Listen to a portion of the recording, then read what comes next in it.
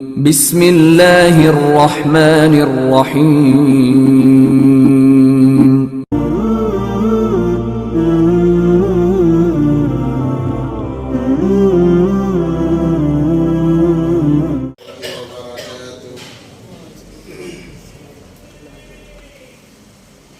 الحمد لله كفى وسلام على عباده الذين اصطفى أما بعد قال الله تبارك وتعالى في القرآن المجيد والفرقان الحميد أعوذ بالله من الشيطان الرجيم بسم الله الرحمن الرحيم يا أيها الناس اتقوا ربكم الذي خلقكم من نفس واحدة وخلق منها زوجها وبث منهما رجالا كثيرا ونساء واتقوا الله الذي تساءلون به والأرحام إن الله كان عليكم رقيبا صدق الله العظيم قال النبي صلى الله عليه وسلم تنكح المرأة لأربع خصال لمالها ولحسبها ولجمالها ولدينها فاذكر بذات الدين تربت يداك أو كما قال النبي صلى الله عليه وسلم اللهم صل على سيدنا مولانا محمد في أول كلامنا اللهم صل على سيدنا مولانا محمد في أوسط كلامنا اللهم صل على سيدنا مولانا محمد في آخر كلامنا اللهم لك الحمد كما أنت أهله فصل على محمد كما أنت أهله وافعل بنا ما أنت أهله فإنك أنت أهل التقوى وأهل المغفرة اللهم صل على محمد كلما ذكره الذاكرون وصل على محمد كلما غفل عن ذكره الغافلون رب اشرح لي صدري ويسر لي أمري واحلل عقدة من لساني يفقه قولي اللهم صل على محمد وآله ألف ألف مرة اللهم صل على محمد وآله ألف ألف مرة اللهم صل على محمد وآله ألف ألف مرة محترم و معزز سامعین ایک مرتبہ دل کی گہرائیوں کے ساتھ درود پاک پڑھ لیں اللهم صل على سيدنا محمد وعلى آل سيدنا محمد وبارك وسلم معزز سامعین اللہ تبارک و تعالی نے اس کائنات کے نظام کو چلانے کے لیے ایک ضابطہ بنایا ہے دنیاوی اعتبار سے بھی انسان کوئی کارخانہ بناتا ہے تو اس کا ایک قانون بناتا ہے یہاں تک کہ اگر کوئی انسان گھر کا بڑا ہوتا ہے تو وہ بھی اپنے گھر کا ایک قانون نظام بناتا ہے اسی کے تحت تمام کام کاج ہوتے ہیں تو اللہ تبارک و تعالیٰ نے بھی اس کائنات کو چلانے کے لیے ایک ضابطہ ایک قانون بنایا اور تمام انسانوں کو اس کا پابند بنایا کہ تمہیں اسی قانون کے تحت زندگی گزارنا ہوگا اس سے ہٹ کر تم زندگی نہیں گزارتے اگر جو انسان اللہ کے قانون سے ہٹ کر زندگی گزارے گا اللہ تبارک و تعالیٰ اس سے حالات میں ڈالیں گے تاکہ بندہ دوبارہ توبہ کرے اور اللہ کے قانون کے مطابق زندگی گزارنے والا بن جائے یہ اللہ نے ایک نظام بنایا ہے قیامت تک یہ نظام چلے گا اس نظام کے اندر تبدیلی نہیں ہوگی اب قانون اللہ تبارک و تعالیٰ نے بنا دیا بنا کر ایسے ہی نہیں چھوڑا بلکہ اس قانون پر کیسے عمل کیا جاتا ہے اس کو سمجھانے کے لیے نبی پاک صلی اللہ علیہ وسلم کو بھیجا سوا لاکھ انبیاء اعلیٰ نبینا علیہ السلام کو بھیجا اے نبیوں جاؤ اور میرے قانون کو سمجھاؤ نبی آئے اور امتیوں کو اللہ کے بندوں کو انہوں نے قانون سمجھایا کہ اللہ کا کیا قانون ہے کیا ضابطہ ہے اللہ کیا چاہتے ہیں سب سے آخر میں جیسے ہم تمام کو معلوم دو جہاں کے سردار حضرت محمد مصطفیٰ صلی اللہ علیہ وسلم تشریف لائے انہوں نے ساری زندگی ساری زندگی جی کر ہمیں بتایا کہ دیکھو زندگی ایسے جینا ہے. اللہ نے قرآن میں فرمایا لَقَدْ كَانَ لَكُمْ فِي رَسُولِ اللَّهِ أُسْوَةٌ حَسَنَةٌ، تمہارے لیے آئیڈل کے طور پر میں نے اپنے حبیب کو دیا ہے. تمہیں دنیا کے کسی فنکار کو دیکھنے کی ضرورت نہیں، کسی اداکار کو دیکھنے کی ضرورت نہیں، کسی بڑے کو دیکھنے کی ہر کی ضرورت نہیں ہے. دیکھنا ہے میرے حبیب کو دیکھو، میرے حبیب صلی اللہ علیہ وسلم کی زندگی کو دیکھو، اور ان کی زندگی، ان کی صحبت میں جو صحابہ رہے ہیں، جو لوگ رہے ہیں، ان کی زندگیوں کو دیکھو. یہی تمہارے لیے آئیڈل اور نمونہ ہے.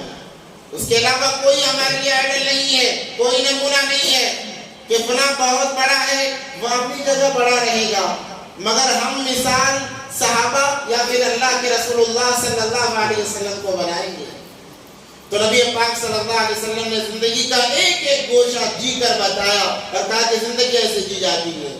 اور حقوق کا جہاں تک معاملہ آیا، حقوق کو ادا کر کے بتایا کہ ایسے حقوق کی ادائیگی کی جاتی ہے. جیسے میں نے گزشتہ میں کہا تھا، ماں باپ پر بچوں کے حقوق ہیں، ان میں آخری حق جو ہے کہ جیسے ہی بچے بالغ ہو جائیں بچوں کا نکاح کر دیا جائے. اور نکاح یہ عبادت ہے، یہ نصف الایمان. کہا النکاح نصف الایمان، اذا تزوج العبد فقد استكمل نصف الدین.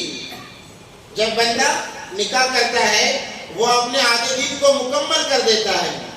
اب ذرا یہاں پہ سوچنے کی بات ہے، اور بھی بہت ساری چیزیں ہیں، اس کو آدھا دین نہیں کہا گیا، آدھا ایمان نہیں کہا گیا. نکاح کے لیے آدھا دین یا آدھا ایمان کیوں استعمال کیا گیا؟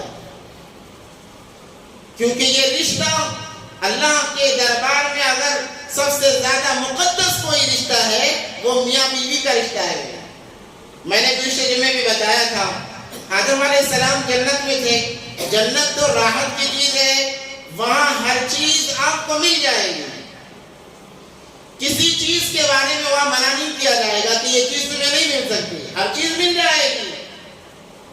کیونکہ خواہشات کو پوری کرنے کی جو جگہ ہے وہ جنت ہے. آدم علیہ السلام جنت کے اندر تھے مگر پھر بھی بے چین رہتے، گمسم سے رہتے، گویا کوئی چیز ان سے چھوٹی ہوئی ہے، گم ہو گئی ہے. اب سوال یہ پیدا ہوتا ہے، جنت ہے، اللہ کی نعمتیں ہیں، اللہ کا دیدار ہے، تمام چیزیں ہیں، پھر بھی تنہائی کیوں محسوس ہو رہی ہے؟ تو اللہ بتا رہے ہیں اس لیے کہ اس مرد کی زندگی ادھوری ہے جس مرد کے زندگی میں کوئی عورت نہ ہو، اور اس عورت کی زندگی ادھوری ہے جس عورت کی زندگی میں کوئی مرد نہ ہو. ان دونوں کی زندگی ادھوری ہے. اللہ تبارک و تعالیٰ نے دیکھا تو جب وہ آرام کر رہے تھے، سو رہے تھے، اللہ تبارک و تعالیٰ نے ان کے پسلی سے عورت کو بنایا. وہ حضرت حوا تھی، ان کو بنایا اور بنا کر بٹھا دیا سامنے. یہ سو رہے ہیں. جب بیدار ہوئے دیکھا ایک عجیب مخلوق ہے، مرد بھی نہیں، فرشتہ بھی نہیں، یہ عجیب مخلوق ہے. کہا من انتی، تو کون ہے؟ کہنے لگی انا حوا. کہا کہ میں حوا ہوں. کس لیے بنائی گئی ہے؟ کہنے لگی کہ میں آپ کی راحت کے لیے بنائی ہوں، مجھے اللہ نے آپ کی راحت کے لیے بنایا ہے، آپ کو راحت پہنچانے کے لیے، سکون پہنچانے کے لیے بنایا گیا ہے. اسی لیے اگر کسی کو وفادار بیوی مل گئی، نیک بیوی مل گئی، گویا اس کا گھر جنت کا باغ ہے، کیونکہ جنت کی راحتیں اسے گھر میں ملتی ہیں. اور اگر کسی کو بے وفا بیوی مل گئی، دھوکہ دینے والی بیوی مل گئی، وہ دنیا میں جہنم کا نظارہ کرے گا، اس کی زندگی بیکار ہو جائے گی، برباد ہو جائے گی. تو جیسے انہوں نے سنا کہ میرے راحت کے لیے ہے، فوراً لپکنے لگے، فوراً جھپٹنے لگے. اللہ نے کہا آدم ذرا رک جاؤ، یہ تمہارے لیے ہے مگر ابھی حلال نہیں ہے، یہ تمہارے لیے ہے مگر ابھی حلال نہیں ہے، تمہیں پہلے حلال کرنا ہوگا. اللہ کیا کرنا پڑے گا حلال کرنے کے لیے؟ کہا کہ مہر ادا کرنا پڑے گا. اسی لیے مہر لازم ہے. جو مرد مہر دیتا نہیں ہے، ساری زندگی بیوی کے ساتھ گزارتا ہے اور ویسے ہی مر جاتا ہے، اگر کوئی اس کے وارثین میں سے بھی مہر ادا نہ کرے، گویا ساری زندگی زنا کر گیا ہے. ساری زندگی زنا کر کے گیا ہے. تو اللہ نے کہا مہر ادا کرو. آدم علیہ السلام نے کہا اللہ کیا مہر ادا کروں؟ کہا اللہ تبارک و تعالیٰ نے میرے حبیب حضرت محمد سرور کونین تاجدار مدینہ حضرت محمد مصطفیٰ صلی اللہ علیہ وسلم پر درود بھیجنا پڑے گا. فوراً آدم علیہ السلام نے درود بھیجا. کہا کہ اب حلال ہے، اب حلال ہے، ساتھ میں رہو. وہی نظام اللہ تبارک و تعالیٰ نے دنیا کی ترقی کے لیے بنایا، وہی نظام بنایا. اور اللہ نے وعدہ کیا کہ یہ رشتہ جو جنت میں بنا ہے جنت میں بھی ساتھ رہے گا. اسی لیے میں نے گزشتہ جمعے بھی کہا تھا جنت میں ماں باپ کا رشتہ نہیں، تعلق نہیں رہے گا.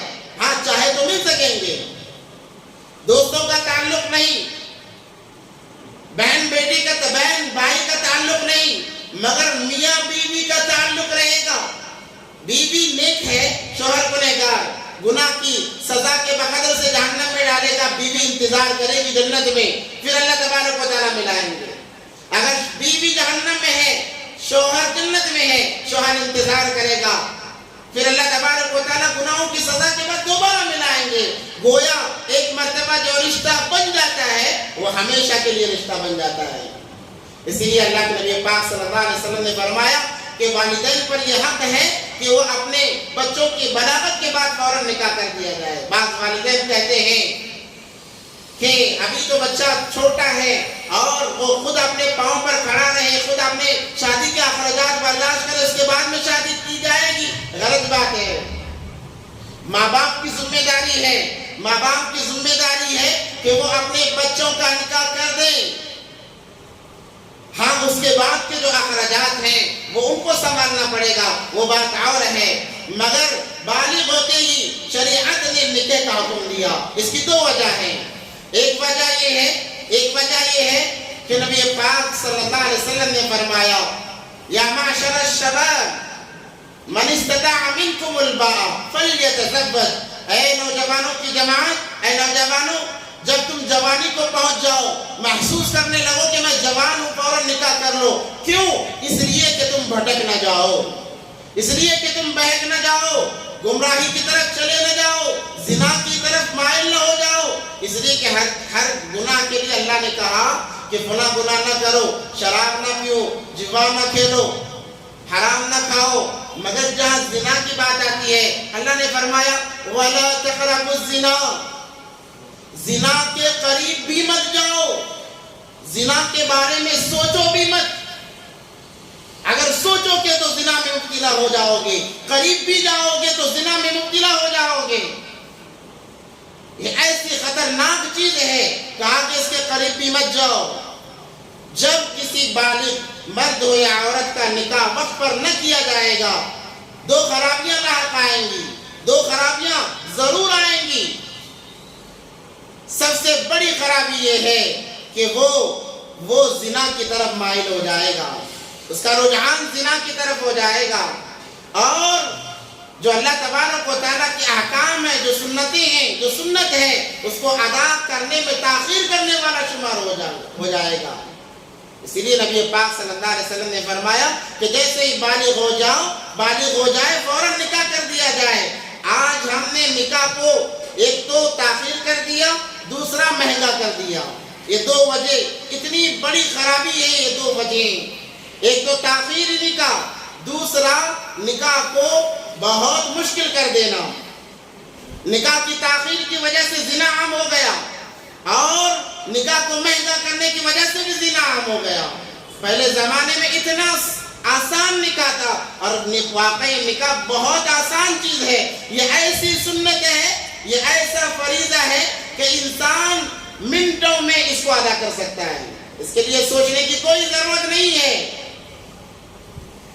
جب سے یہ دہیج کا ایک ناسور ہماری زندگیوں میں آیا ہے، مسلمانوں نے اس ناسور کو جب سے اپنایا ہے، زندگیوں ویران بن گئی ہیں. بے حیائی بڑھے گی نہیں تو اور کیا ہوگی. آج نکاح مہنگا ہو گیا، زنا آسان ہو گیا. زنا اتنا آسان ہوا ہے، اللہ حفاظت فرمائے ہم تمام کی. اتنا آسان، ایک بالغ بچہ کہتا ہے تو میری گرل فرینڈ ہے تو وہ زنا کے لیے تیار ہو. دو بول کے ذریعے سے مرد زنا میں مبتلا ہو جا رہا ہے، عورت کے دو بول زنا میں عورتیں مبتلا ہو جا رہی ہیں، بچیاں مبتلا ہو جا رہی ہیں۔ یہ بہت بڑی خرابی ہے، اور اللہ تبارک و تعالیٰ کو سب سے زیادہ زنا کرنے والے مرد، زنا کرنے والی عورتوں پر غصہ آتا ہے۔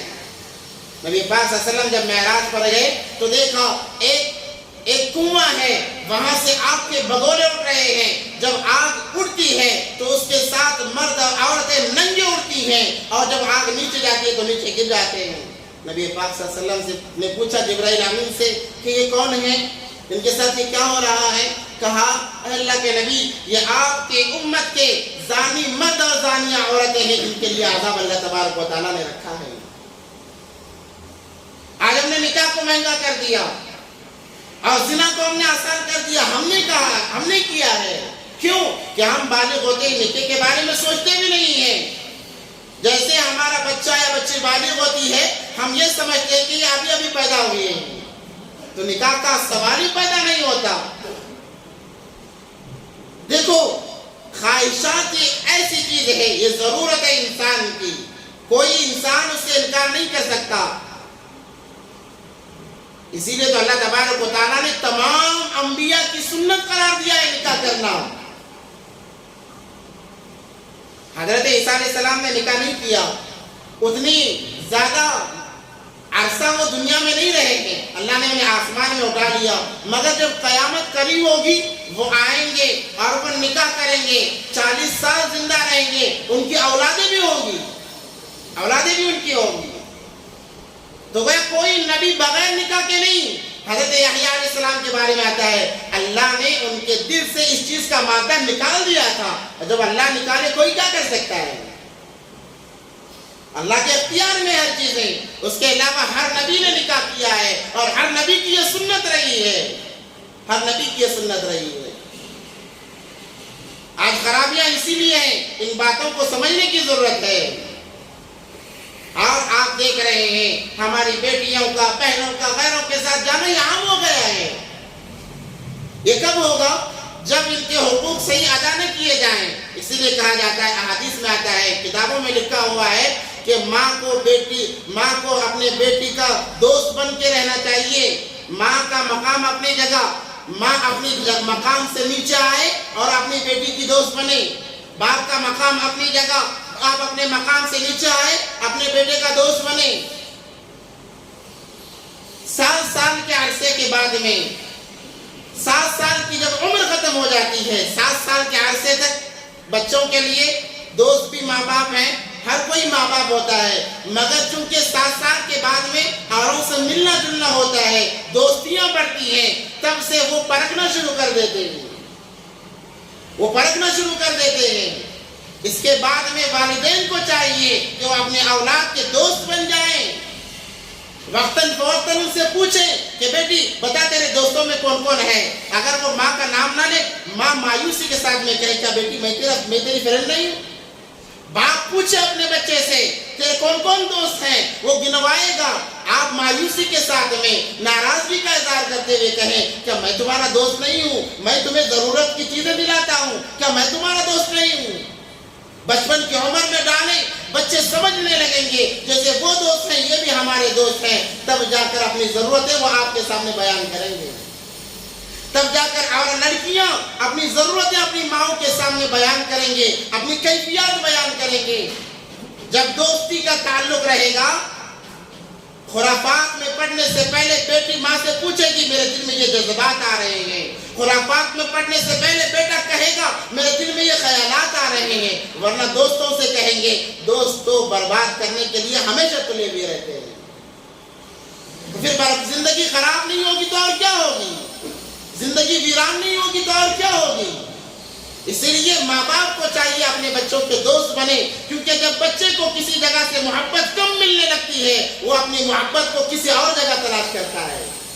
ہماری بچیوں کو اپنے گھروں سے محبت نہیں ملے گی، وہ محبت کہیں اور تلاش کرے گی، اور باہر کے لوگ محبت، جھوٹی محبت دینے کے لیے ہمیشہ تیار ہیں۔ اسی سے تو تعلقات ہوتے ہیں، دوستیاں ہوتی ہیں جو بربادی کی انتہا کو پہنچاتی ہیں۔ تو دوست بنائیں تاکہ ان کے خیالات ہمیں معلوم پڑ سکے، ان کے احساسات ہمیں معلوم پڑ سکے، اور جیسے ہی بالغ ہو جائیں ان کے سامنے چاہے ہم نکاح نہ کریں یہ ضرور کہیں کہ ماشاءاللہ میری بیٹی اب تو بالغ ہو چکی ہے، اس کا مجھے نکاح کرنا ہے۔ آپ ان کے ذہن میں اس بات کو ڈالے رہو گے، وہ یہ سوچتے سوچتے ایک لمبا عرصہ گزار دیں گے کہ ہمارے ابا نے کہا ہے کہ میرا نکاح کر دیا جائے گا، ہمارے ابا ہمارے نکاح کی تیاریاں کر رہے ہیں۔ صرف آپ کے بول وہ کئی سال تک اپنی عصمت و عفت کو باقی رکھ کر زندگی گزاریں گے۔ ایک بہت بڑے اللہ والے گزرے ہیں پڑوس ملک میں، دین پوری رحمت اللہ علیہ، وہ اپنے کتاب میں لکھتے ہیں کہ جب لڑکی بالغ ہو جاتی ہے، جب اسے پہلی ماہواری آتی ہے، ماں باپ اس کے نکاح کے متعلق فکر نہیں کرتے، تو اس کے بعد میں جتنی ماہواریاں وہ گزاریں گی اتنی ماہواریوں کے ایام میں گویا کہ یہ ماں باپ نبی پاک صلی اللہ علیہ وسلم کے سینے میں خنجر ہو گئے ہیں۔ ماں باپ کی یہ ذمہ داری ہے کہ وہ اپنے بچوں کا بالغ ہونے کے بعد میں نکاح کر دیا جائے۔ اب جہاں نکاح کا معاملہ آتا ہے ہم سوچتے ہیں کہ وسائل نہیں ہے، اللہ تبارک و تعالیٰ فرماتے ہیں روزی دینے والا میں ہوں، تم مجھ پر بھروسہ تو کرو، تم پہل تو کرو، کھلانے پلانے والے اللہ تبارک و تعالیٰ ہیں۔ ایک صحابی آئے نبی پاک صلی اللہ علیہ وسلم کی خدمت میں اور آ کر کہنے لگے اللہ کے نبی بڑی تنگی ہے، فاقے کی زندگی گزار رہا ہوں۔ نبی پاک صلی اللہ علیہ وسلم نے پوچھا کیا تم نے نکاح کیا؟ کہا کہ ہاں کیا ہوں۔ کہنے لگے جاؤ دوسرا نکاح کرو۔ وہ گئے، تعمیل صحابہ کے مزاج کے اندر بات کو سنتے ہی اس پر عمل کرنے کا ایک ایسا مزاج تھا کہ قیامت تک اس کی مثال کوئی پیش نہیں کر سکتا۔ فوراً سوچا نہیں، پہلے ہی فقر و فاقہ ہے، ہم ہوتے تو سوچتے پہلے ہی فقر و فاقہ ہے، اب اور شادی کر کے کیا کریں گے۔ فوراً تعمیل گئی اور اس کے بعد پھر آئے، کہنے لگے اللہ کے نبی بڑی تنگی ہے، پہلے تو ذرا کم تھی اب تو زیادہ ہو گئی، کہا کہ دوسرا اور بھی ایک نکاح کرو۔ فوراً گئے نکاح کر لیا۔ چند دنوں کے بعد میں آئے اور آ کر کہنے لگے اللہ کے نبی پاک صلی اللہ علیہ وسلم اب مجھے اللہ نے اتنا دیا ہے کہ میں 10 گھرانوں کو چلا سکتا ہوں، 10 گھرانوں کے میں اخراجات برداشت کر سکتا ہوں۔ جب انسان اللہ پر اعتماد کر کے قدم بڑھاتا ہے اللہ تبارک و تعالیٰ کی مدد ہوتی ہے۔ آج ہماری اولاد ہماری بات نہیں مانتی، وجہ یہی ہے ہم نے ان کے جذبات کو نہیں سمجھا ہے۔ بچہ بالغ ہو گیا، کبھی ہم نے اس کے جذبات کو سمجھ کر اس کے نکاح کے متعلق فکر نہیں کی۔ ہم سوچتے ہیں کہ بیٹا ہے بڑا ہو جائے، پڑھ لکھ لے، کما لے، جب وہ 1.5-2 لاکھ جما لے گا یا اور زیادہ جما لے گا اس کے بعد میں سوچیں گے۔ یاد رکھیں احادیث میں آتا ہے بچہ بالغ ہونے کے بعد میں اپنی ضرورت کو پورا کرنے کے لیے کسی لڑکی کی طرف مائل ہوتا ہے، زنا میں مبتلا ہوتا ہے، وہ زنا کر کے جتنا گناہ کماتا ہے آپ کو گھر بیٹھے بیٹھے اتنا گناہ ملے گا۔ آپ کہو گے یہ کیسے کہ ہم نے تو اسے زنا کرنے کا حکم نہیں دیا ہے، پھر ہمیں گناہ کیسے ملے گا؟ احادیث میں آتا ہے کہ تم پابند تھے ان کے نکاح کرانے کے، تم نے اس کا نکاح نہیں کرایا۔ اب وہ جب عیاشیاں کر رہا ہے، وہ جب نافرمانیاں کر رہا ہے، اس کا وبال والدین پر ضرور پڑے گا۔ یہ والدین کی ذمہ داریوں میں سے سب سے بڑی ذمہ داری ہے۔ اب یہ کب ہوگا؟ جب ہم نکاح کو آسان کریں گے، نکاح کو سستا کریں گے۔ آج ہماری شادی نہیں رہی بلکہ شادی بن گئی ہے، گویا سارے زندگی کا اثاثہ اکٹھا کر لینا، اور جہیز کی لعنت تو جہیز کی نحوست نے تو اور بھی زندگیاں اجاڑ دی ہیں۔ کئی عورتیں گھروں میں بیٹھی ہوئی ہیں، عمر ہو گئی ہے نکاح کی، اب ان سے کوئی نکاح کرنے کے لیے تیار نہیں ہے۔ اب وہ جائیں گی تو کہاں جائیں گی؟ ان کا وبال ضرور ان لوگوں پر پڑے گا۔ یہ آداب میں سے ہے، یہ آداب میں سے ہے۔ اس لیے ہم اپنے شادیوں کو سب سے پہلے تو شادی بنائیں، نکاح کے لیے اتنا سوچنے کی کوئی ضرورت نہیں۔ حضرت ابو درداء رضی اللہ تعالیٰ عنہ ابو ہریرہ رضی اللہ تعالیٰ عنہ نے کہا، ابو درداء رضی اللہ تعالیٰ عنہ نے کہا اے ابو ہریرہ فلاں کی بیٹی مجھے پسند ہے، میں شادی کرنا چاہتا ہوں، جاؤ میری طرف سے پیغام نکاح بھیجو۔ یہ گئے، جا کر کہا کہ فلاں آپ کی بیٹی سے نکاح کرنا چاہ رہے ہیں۔ انہوں نے کہا ہم ان کے لیے تو تیار نہیں ہیں، اگر آپ چاہیں تو آپ کے لیے تیار ہیں۔ انہوں نے کہا کہ کوئی بات نہیں، گئے نکاح کر کے واپس آئے۔ اب یہ انتظار میں ہے کہ میرے لیے کیا خبر آتی ہے، کیا خبر آتی ہے۔ یہ نکاح کر کے آ گئے، کہنے لگے میں معافی چاہتا ہوں، گیا تمہاری بات لے کر تھا مگر میرا نکاح ہو گیا۔ انہوں نے کہا کہ اس کے مستحق تو تم ہی لانا تھے، میں تو ویسے ہی شاید مداخلت کر رہا تھا۔ یہ مزاج تھا صحابہ کا، یہ انداز تھا صحابہ کا، اور اتنی سادی، بلکہ صحابہ میں بھی ہمیشہ ان کی زندگی فقر و فاقے میں نہیں رہی ہے۔ جب فتوحات کے دروازے کھلے، عبد الرحمن بن عوف رضی اللہ تعالیٰ اتنے بڑے مالدار، شاید کہ آج دنیا میں ان سے بڑا کوئی مالدار ہوگا، اتنے بڑے مالدار، مگر جب ان کی شادی ہوئی، نبی پاک صلی اللہ علیہ وسلم کو اطلاع نہیں ہے۔ شادی ہو گئی، 3 دن دکھائی نہیں دیے، چوتھے دن آئے، زعفران کا رنگ لگا ہوا تھا۔ کہا عبد الرحمن کیا بات ہے، زعفران کا کلر رنگ دیکھ رہا ہوں۔ کہا اللہ کے نبی میرا نکاح ہو گیا ہے، اس لیے 3 دن میں آ نہ سکا، مصروف ہو گیا تھا۔ اگر عبد الرحمن بن عوف چاہتے رضی اللہ تعالیٰ عنہ، نبی کو کہتے سارے مدینے والوں کو دعوت کرتے، بلکہ اور دیگر ممالک والوں کو بلا سکتے تھے، مگر انہوں نے ایسا نہیں کیا۔ اتنی سادی ان کی زندگی تھی۔ آج ہم نے جہیز کی نحوست کو یہ غیروں کا طریقہ ہے، جہیز غیروں کا طریقہ ہے۔ ان کے اندر یہ ہے کہ جب بیٹی بیاہ کر کے جائے گی، ودائی جس کی ہو جائے گی، تو وراثت میں اس کا کوئی حصہ نہیں، جو دینا ہے شادی میں دے دو، اس کے بعد کوئی بچی آ کر مانگے گی نہیں، سوال نہیں کرے گی۔ یہ طریقہ ہے ان کا، اس لیے وہ نکاح میں جتنا دے سکتے ہیں دے دیتے ہیں، اس کے بعد میں باپ کی پراپرٹی میں اس کا کوئی حصہ نہیں۔ مگر شریعت عورتوں کو ایسا ہی نہیں جوڑتی ہے۔ باپ کروڑ پتی ہے، حساب لگایا جائے گا، حساب لگا کر بیٹی کو ایک حصہ ضرور ملے گا۔ اگر بیٹی نہیں ہے، مر گئی، اس کی اولاد کو ملے گا، اس کی اولاد نہیں ہے تو اس کی اولاد کو ملے گا۔ یہ طریقہ ہے شریعت کے اندر۔ جہیز کا کوئی شعبہ شریعت کے اندر نہیں ہے، ہم نے تو غیروں کے طریقے اپنا لیے ہیں، کیونکہ ہمیں غیروں کے رسم و رواج پسند آ گئے۔ عربی کا ایک مقولہ ہے، لا تدخل مداخل اعدائی ولا تلبس ملابس اعدائی ولا تركب مراكب اعدائی ولا تطعم مطاعم اعدائی فتكون اعدائی كما هم اعداء اللہ۔ اللہ تبارک و تعالیٰ نے فرمایا غیر مذاہب والوں سے اپنے آپ کو ایسا بچاؤ، وہ جہاں پسند سے داخل ہوتے ہیں تم وہاں داخل نہ ہونا۔ لا تدخل مداخل اعدائی، وہ جہاں پسند اس کے ساتھ میں داخل ہوتے ہیں۔ اکثر جہاں غیر مذہب والے آنا جانا کرتے ہیں اور انہیں خوشی محسوس ہوتی ہے، فرمایا کہ لا تدخل مداخل اعدائی، تم اس جگہ جانے سے بچو۔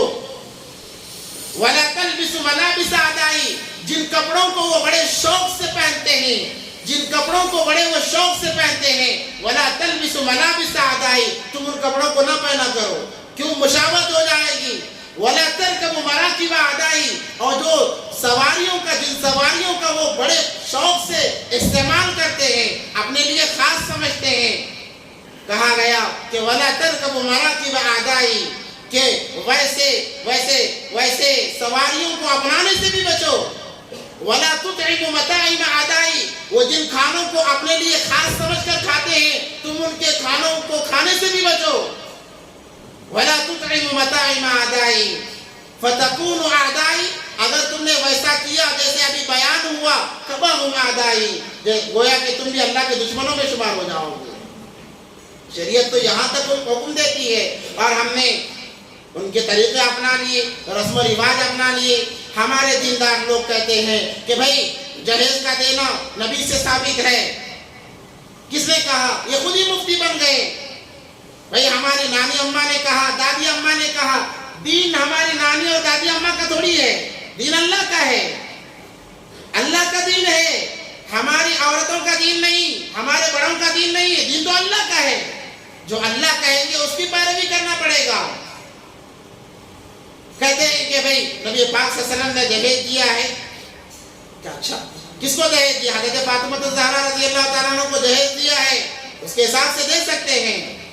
دیکھو جہیز ضروریات زندگی کی چیزوں کو دینے کو جہیز نہیں کہا جاتا.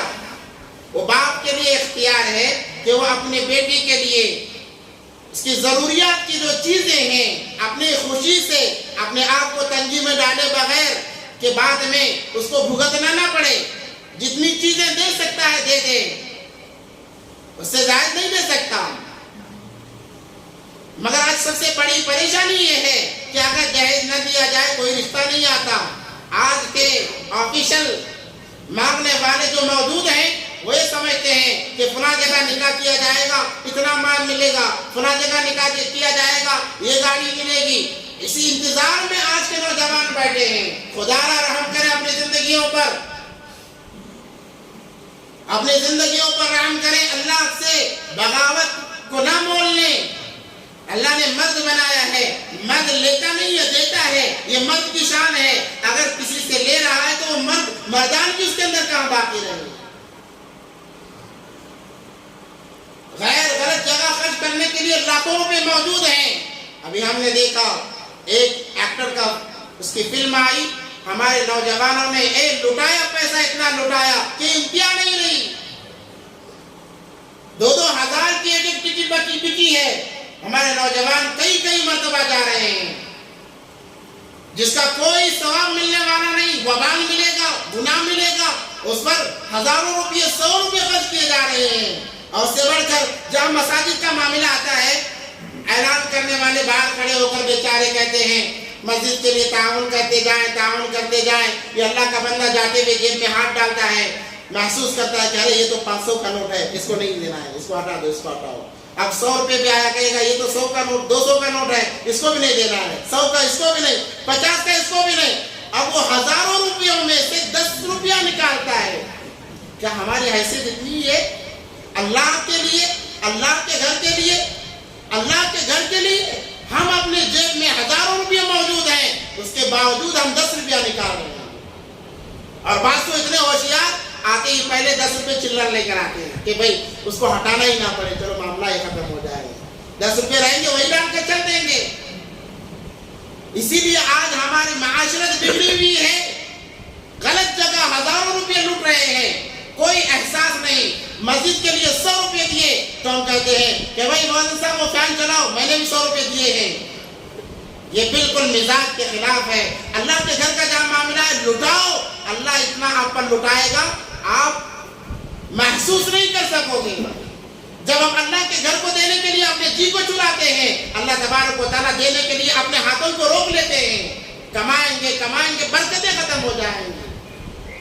اور بات ہے کہ غیروں کے مال پر نظر لگائے بیٹھے ہیں کہ فلاں جگہ نکاح کیا جائے گا, یہ چیزیں ملیں گی, وہ چیزیں ملیں گی.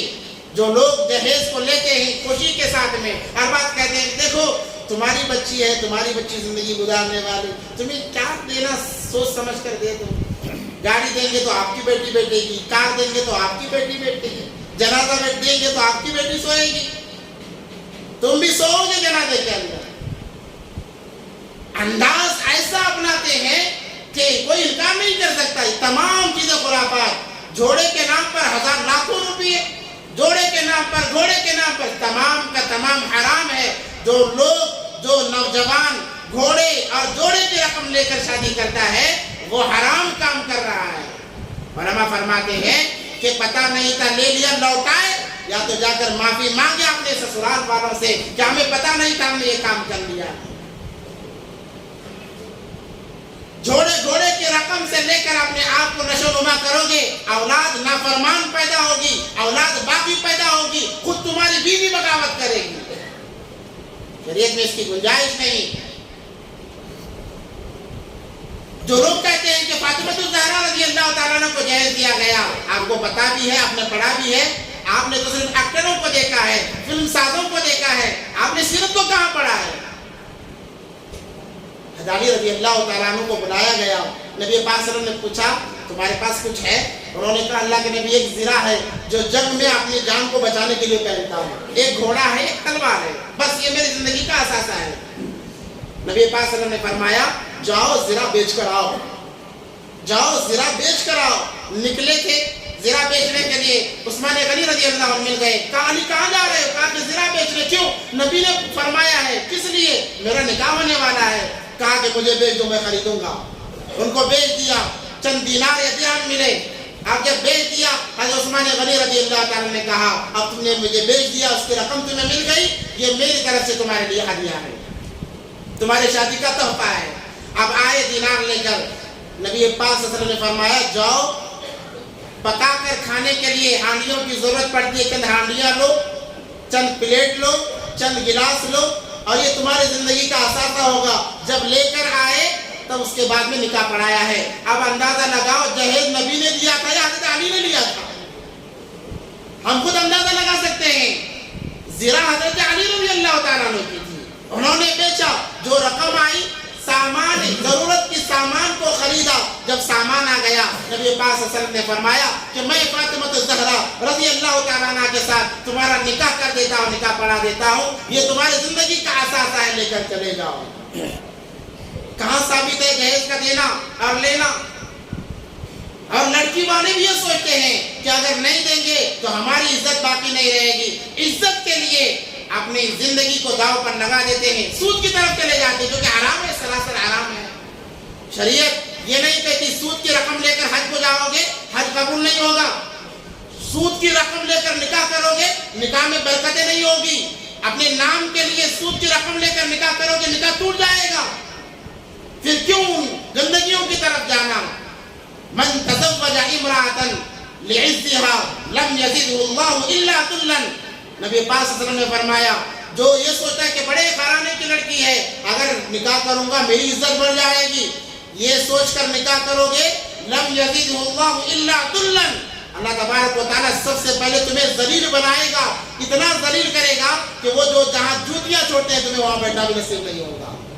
من تزوج امرأة لعزها, جو عورت سے عزت کے لیے نکاح کرتا ہے, لم يزده الله الا ذلا, اللہ اسے ذلت کے علاوہ کچھ نہیں دے دے. ومن تزوجها لمالها, اور جو عورت سے مال کے لیے کہ فلاں کی بیٹی ہے مال بہت ملے گا, مال بہت ملے گا, یہ سوچ کر نکاح کرتا ہے, لم يزده الله الا فقرا, اللہ تبارک و تعالیٰ فقیری کے علاوہ تمہارے ہاتھ کچھ نہیں آئے گا.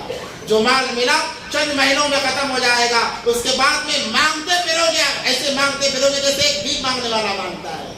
حدیث ہے, میری بات نہیں بتا رہا ہوں, مسلم شریف کی حدیث ہے. ومن تزوج لمالها, کہ جو مال کے لیے نکاح کرتا ہے, لم يزده الله الا فقرا, اللہ تبارک و تعالیٰ غربت کے علاوہ اسے کچھ نہیں دیتے.